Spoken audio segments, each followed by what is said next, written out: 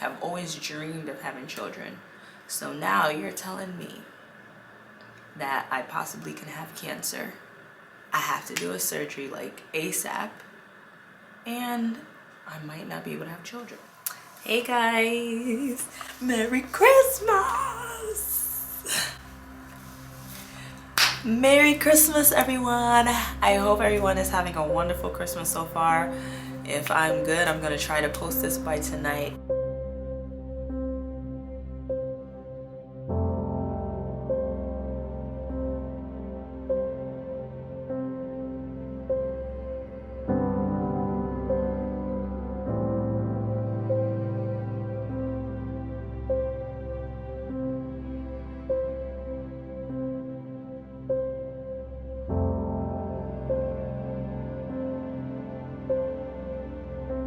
But this video is super special to me because I'm gonna be talking about my pregnancy journey.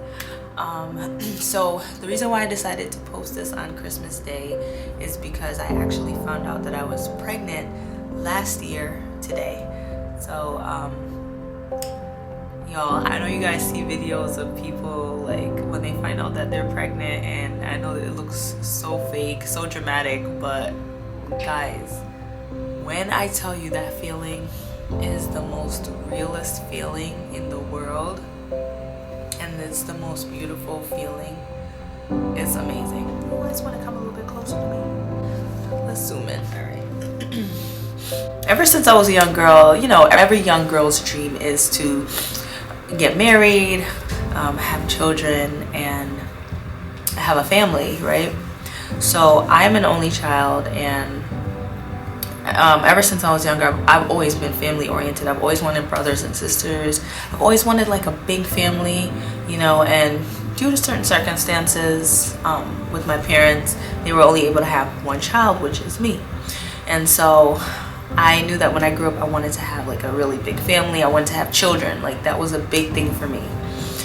When Tanoy and I got married in 2018, so the engagement came, I graduated from school, everything was going on fine. And then, boom. One day, let me fix the frame a bit. One day I woke up with this crazy stomach pain, right? So I went to work and I was on fasting that day, and I realized that like my stomach in a certain area was really hurting me. So I was like, okay, this is weird, but I thought it was gas. You know, Jamaicans think everything is gas, so I thought it was gas. And I went home, I had some tea, and I realized that the pain got really sharp. It hurt, like it hurt so bad on my left side. So I put some hot towel on it. I tried to take a hot shower. I tried to lay down. I tried to take like a painkiller, and the pain would not go away. It actually got so intense that like I couldn't even bear it anymore. So that night I had to go to the hospital. This was 2018 of July. So I went to the hospital and I was with my mom, and so a little TMI, but the doctor thought that I was constipated. So, you know, this was the middle of the night in the ER, and I could really tell like the doctor didn't really care. I felt like he just kind of wanted to go home. So he was like, all right, it's constipation, so take this magnesium. Took the magnesium, did what it did, and after I had used the bathroom, I still was not feeling good. Like I still had this sharp pain. So the doctor was saying to me, he was like, go home. You guys can go home, take some rest, and it'll take some time, but you'll feel better. But like guys, I was not feeling better. Like I was laying down in the bed, you know, took painkillers. They had me hooked up to all these IVs, and I still was not feeling good. So, you know, thank God for a very like persistent mom. My mom actually works at that hospital that I was at, and so she kind of knows like the ropes of what it's like to be on the other side of, you know, not being a patient but working there. And so she knows like the tests and stuff that you can take. So she was like, nope, something's not right. My daughter's not feeling good at all, and you guys need to take some more tests before she goes. So the doctor like came in and he insisted that no, she's gonna be better. And my mom was like, listen, my daughter's not feeling good and you guys need to take some tests. So thankfully, you know, she pushed and they took another test. Y'all. So before I got married, I'm very proud to say this, but I had not had sexual intercourse, right? So I knew I was not pregnant, unless if I'm Mary and was having baby Jesus. I knew I wasn't pregnant. So they took a pregnancy test and obviously it was negative. Then they called me for an ultrasound. So now I'm like, okay, what is going on here? Like, I'm telling these people I'm not pregnant. The pregnancy test came back negative. Why do they want to do an ultrasound? So my mom was like, it's okay. This is not to search for a baby. They just want to search and make sure that your ovaries are okay and that your uterus is okay. Fine. So I went, this is like 4 in the morning. I went to take the test. They did the ultrasound, and when the technician was like moving around, she kind of like paused. And like she kept pressing. I remember she was putting pressure and I was like, is everything okay? And she was like, all right, I have to actually leave this to the doctor, so I can't really speak on it. So was wheeled back to my room, took a nap. I woke up to a new doctor that came in. That ER doctor, overnight doctor, went home and there was a new doctor that was in. And he was like, we see a growth on your left ovary. We see a growth on your left ovary and we don't know what it is. At first they thought it was what is an ovarian cyst. So an ovarian cyst is something that can be filled with fluid that can be on your ovary, but cysts can kind of like resolve the issue on its own. But then they said that they feel like there's no fluid in it. So I went home and they gave me medication for it, and I of course was feeling better with the medication, but the pressure kept coming on. So they sent me for an MRI test, and the MRI test came back showing that this was actually a mass, not a cyst. So this was not fluid, this was fibrotic tissue that was growing on my left ovary. So I was like, okay, I got a cyst, or I got a growth, okay. My 21st birthday came July 18th and it was amazing. You know, my fiance at the time, Tanoy, was up here in America for the summer, and so we hung out and it was just like an amazing birthday. The next day, July 19th, I went to see an OBGYN who I was scheduled with. I will not mention that doctor's name, but I never wanted to see that doctor again after seeing her for the first time. So she basically saw me and she was like, hi, I'm so and so. I just want to let you know that you have a growth on your ovary, and the growth is the size of a grapefruit. It is 9 centimeters and it is the size of a grapefruit, and it is hanging off of your ovary. It can be cancerous, so we're gonna have to do surgery. Y'all, she literally like threw up on me. She just threw up all this information on me and like had no compassion. Like she was like, oh, it can be cancerous, so we're gonna have to do surgery. There's no ifs, and or but. We're gonna take it out, and after this I'm going to test you to see if you have cancer, because you possibly can have cancer.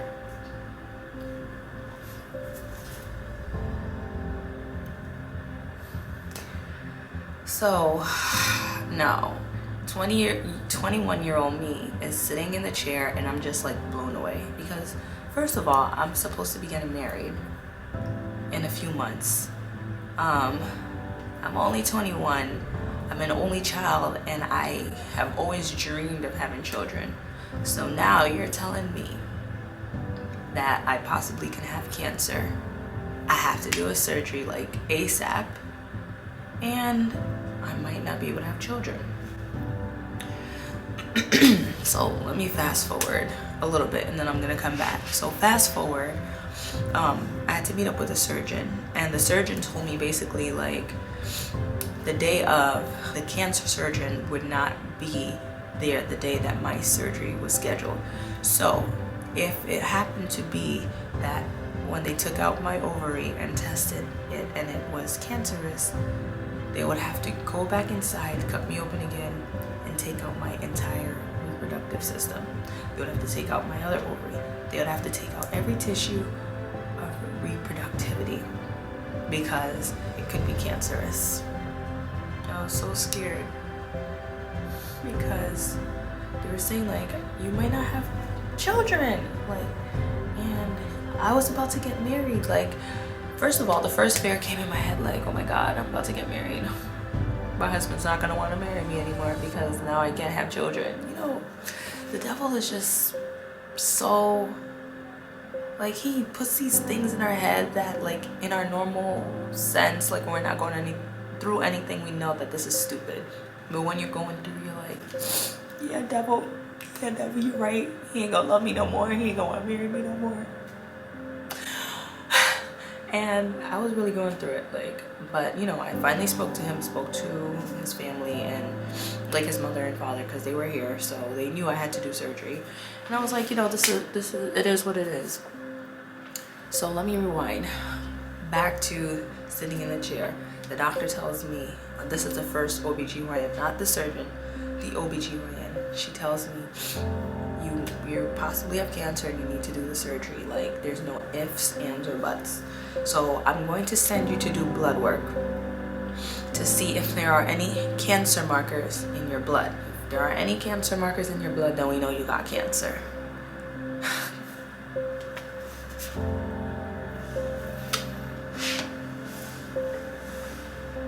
So anyways, in a nutshell, I went to the next room, guys, and this is the moment where God blew my mind.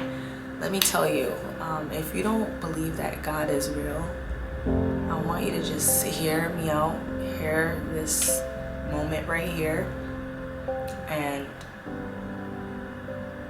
let it do something for you. This is the pivotal moment in my life where I knew that the God that I am serving is real and God is a healer, okay? I went to do my blood work and I was so scared. I was so scared, and I remember I went in the room and I sat down, and the phlebotomist came in. That's the lady that drew my blood, and she had the biggest smile on her face. And honestly, at first I was a little irritated. I need to take this blood work and I want to go home. Like, I was just so scared. I was so angry. I was so hurt. Like, and she came in and she was smiling, and she looked me dead in the eyes and she said, "Do you believe in Jesus?" Guys, when she asked me if I believe in Jesus, like, literally, I looked at her and tears started streaming down my face, because all of this emotion, like all of this anxiety that was built up in me came out. And I was like, yes, I believe in Jesus. And I remember she looked at me and she said, "You are the woman with the issue of blood." Now, this is funny. Like, every year my church does a production, and a Christmas production, and they always put me to be the woman with the issue of blood. Even before this surgery, and even up until this year, we just did our Christmas production, I was acting as the woman with the issue of blood. But she said to me, she said, "You are the woman with the issue of blood, and your faith is what is going to heal you. Your faith is what is going to make you whole." Now, this lady did not know what I came in for. She looked at me, she said she didn't know what I came in for, because when I came in, the computer shut down. And the computer wouldn't start up, so she didn't know what she was taking blood for. And this lady looked at me and she said, "Do you believe in Jesus?" She said, "You don't have cancer." She said, "Let me tell you something." She said, "Do you believe in Dr. Jesus?" She said, "Do you believe in Dr. Jesus?" And I remember it was like a song. You know, I actually have a book. It's called From Faith to Favor. You know, if you guys don't know, and in the book, I wrote about this experience, and she said to me, she said, do you believe in Dr. Jesus? Just keep singing it. Say Dr. Jesus, Jesus, Jesus. Just sing it in yourself. Say Dr. Jesus, Jesus, Jesus. I don't know anything about you, but I want to tell you that the God that we serve is a healer, and you don't have any cancer. So anyways, I left that room, and I was literally worshiping in the elevator, in the hallway, on my way to the car. When I got in the car, I opened my Bible app, and I started reading about the woman with the issue of blood, because I just wanted to just kind of take everything back in, and just whatever she said, just go back in. So let me fast forwarding now at the surgeon's office, who told me that when we do the surgery, the date that we picked, the cancer surgeon was not going to be there. So if I have cancer, they would have to cut me back open and take out my reproductive system. This is the day I'm sitting in front of him. The thought came back to my head, say Dr. Jesus, Jesus. So I prepared myself for the surgery, and the morning I went in for the surgery, I remember I was placed in the prep room to prepare me for the surgery. The anesthesiologist came in, everybody came in, told me they were going to do the surgery, gave me the rundown, and I was in the room number 7. Jesus be slaying me, y'all. I be so slayed. I was put in the room number 7. Now, number 7 is the number of completion. It is the biblical number of perfection. It is a perfect number, the number 7. And when I walked in the room, my nurse was an evangelist from my church, a wonderful friend of mine, a wonderful person, and her name is Regina. She doesn't like credit, but I have to give credit to where it's due. Regina was my nurse that morning, and she came in with the most brightest smile, and she was like, girl, everything is gonna be fine. Like, she came in and she hugged me, she gave me so much comfort, she comforted my mom, and she said, everything is gonna be fine. You're gonna go in this surgery and everything is gonna be fine. Dang, long story short, how did I get here? So anyways, had the surgery, everything was fine. The next day, the doctor that did the surgery called me. But the doctor called me, he was like, Miss Daly, I just want to let you know that the surgery was successful. We removed your ovary, and it was tested, and there is absolutely no cancer. There is no cancer, so there's no need for us to do surgery again. There's no need for us to take out your reproductive system, and you have a very strong right ovary, and everything is going to be fine. So anyways, fast forward to 2020, last year. The year had been such a wonderful year. In the beginning of the year, an evangelist had prophesied to my husband, to Tanoy. She said to him, she said, the year 2020, God is going to blow your mind. And so 2020 came, you know, COVID hit, and I stopped working. That's a whole nother testimony, guys, and maybe one day I'll sit down with him and talk about it. But 2020 hit, and I was off from March until June without a paycheck. So I even applied for unemployment, and I did not get any. I was not getting any income. And can I tell you guys that I was making more money than I would have if I was at work and I wasn't even working. Guys, that's another testimony. But anyways, we got a house. We ended up having a house in 2020. So everything was going on. My husband got a promotion. Everything was going on great until December hit. My husband was hit with the greatest. I've never seen my husband that depressed. And you know, he gave me permission to talk about this because, of course, it could be a little personal, but he believes, and I believe as well, that God puts us through certain things for it to be a testimony and to help someone. None of us are perfect, and we are not perfect. No marriage is perfect. No person is perfect. So there are millions of people struggling with the same situations as we are. And so these things can help them.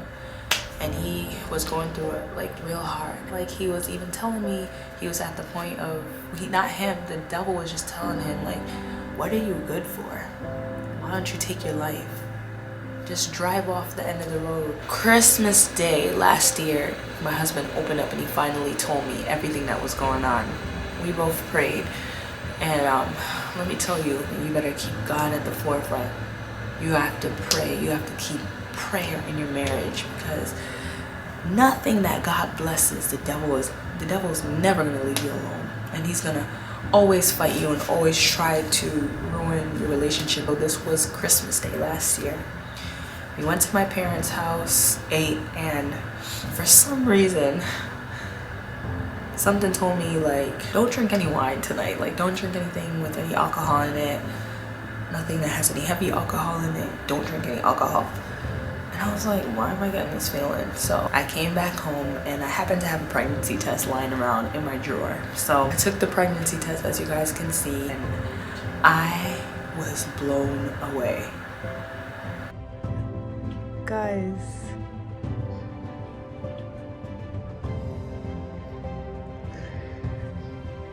I wish you could hear my heart. Like, my heart is racing right now.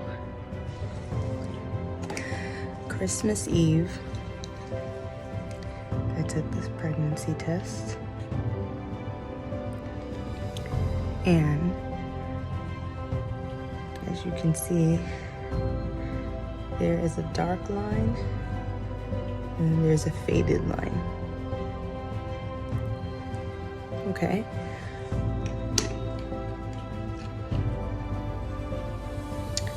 Christmas night, I came home and I took this pregnancy test. Very prominent negative line, but if you look up close, it's hard to see.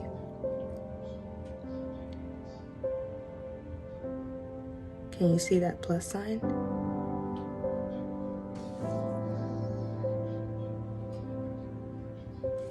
I'm gonna go out and get some more pregnancy tests and see what happens.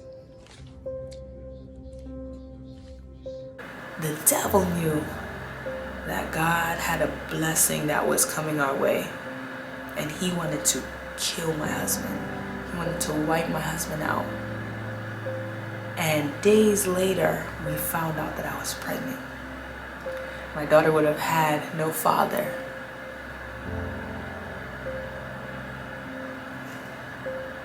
But God kept him. Jesus kept him. So, you guys, y'all see me record, y'all see me vlog. You guys, if you follow me on Instagram or Facebook or whatever, you guys see me post my daughter, and everybody has their different beliefs. Some people choose to be conservative, some people choose to post. But me posting or me doing this is because that was literally the best Christmas gift that God gave to us. He restored our marriage. He healed my husband, and he gave us our daughter, our miracle baby. He gave us Janelle. And I chose the name Janelle because we've loved that name forever, but the name Janelle means God of mercy, or God is merciful. And God was really merciful when he gave me Janelle. So that's my testimony. That's my reason that I give God thanks on this day. Some people are, very touchy with the subject of Christmas and was Jesus born on that day. I celebrate God because he's just amazing to me and amazing to my family. And that's my testimony. I also want to include this. A few months later, I had to go back to that clinic for more blood work. And the phlebotomist, I was really curious to see her because I wanted to come back and tell her what had happened. When I went back to that clinic, and I said, the lady's name was Stacy. I said, does Stacy work here anymore? You know what the people said to me? The receptionist looked at me and she said, there is no Stacy that works here. There's no Stacy that works here. And to me, Stacy was my angel. I don't know if Stacy ever existed. Maybe she does. Maybe she wasn't a spiritual angel. Maybe she was a physical. But Stacy was my angel because she brought hope to me when I felt depleted of hope. I felt useless. I felt hopeless, but Stacy brought hope to me.